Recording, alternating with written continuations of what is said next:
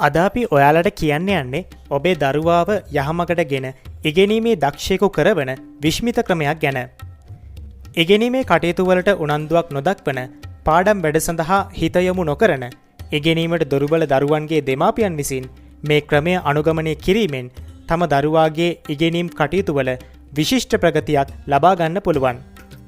ඒ වගේම දරුවා වැරදි දේවල් වලට යොමු වෙලා නම් හොඳටම අකීකරු නම් දරුවව යහමගට ගැනීමටද මේ ක්‍රමය අතිශය ප්‍රතිඵලදායකයි.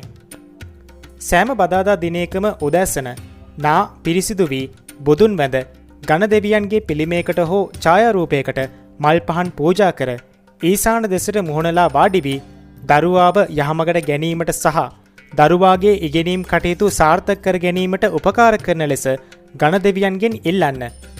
පසුව මෙම කුඩා මන්ත්‍රය 108 වතාවක් ගායනා කරන්න.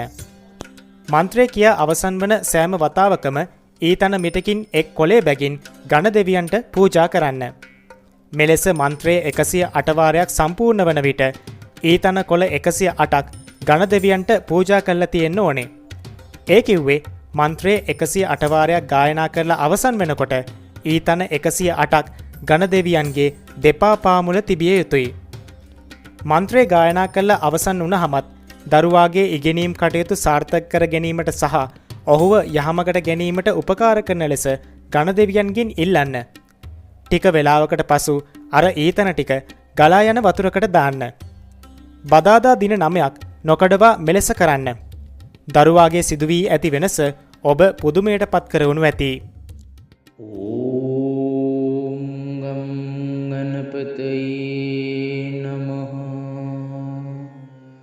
මාම් පුත්‍රස්ය බුද්ධි දේහි දේහිහම් පට්ඨ ඕම් ගම් ගණපතේ නමః මාම් පුත්‍රස්ය බුද්ධි දේහි දේහිහම් පට්ඨ ඕම් ගම් ගණපතේ නමః මාම් පුත්‍රස්ය බුද්ධි දේහි දේහිහම් පට්ඨ ඕම් ගම් ගණපතේ නමః මාම් පුත්‍රස්ය බුද්ධි දේහි දේහිහම් පට්ඨ ඕම් ගම් ගණපතේ නමః මාම් පුත්‍රස්ය බුද්ධි දේහි දේහිහම් පට්ඨ ඕම් ගම් ගණපතේ නමః මාම් පුත්‍රස්ය බුද්ධි දේහි දේහිහම් පට්ඨ ඕම් ගම් ගණපතේ නමః මාම් පුත්‍රස්ය බුද්ධි දේහි දේහිහම් පට්ඨ ඕම් ගම් ගණපතේ නමః මාම් පුත්‍රස්ය බුද්ධි දේහි දේහිහම් පට්ඨ ඕම් ගම් ගණපතේ නමః මාම් පුත්‍රස්ය බුද්ධි දේහි දේහිහම් පට්ඨ ඕම් ගම් ගණපතේ නමః මාම් පුත්‍රස්ය බුද්ධි දේහි දේහිහම් පට්ඨ ඕම් ගම් ගණපතේ නමః මාම් පුත්‍රස්ය බුද්ධි දේහි දේහිහම් පට්ඨ ඕම් ගම් ගණපතේ නමః මාම් පුත්‍රස්ය බුද්ධි देहि देहिहं पट्। ॐ गं गणपतये नमः। मां पुत्रस्य बुद्धि देहि देहिहं पट्। ॐ गं गणपतये नमः। मां पुत्रस्य बुद्धि देहि देहिहं पट्। ॐ गं गणपतये नमः। मां पुत्रस्य बुद्धि देहि देहिहं पट्। ॐ गं गणपतये नमः।